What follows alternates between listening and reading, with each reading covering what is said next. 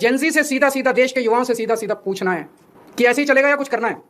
ऐसे ही हर साल आप देखो 2017 में पेपर लीक हुए, उसके 4 साल बाद 2021 में हुए, उसके 3 साल बाद 2024 में हुए, उसके 2 साल बाद 2026 में हुए, अब उसके 1 साल बाद 2027 में होंगे और हर साल पेपर लीक होंगे अगर आपने कुछ नहीं किया तो।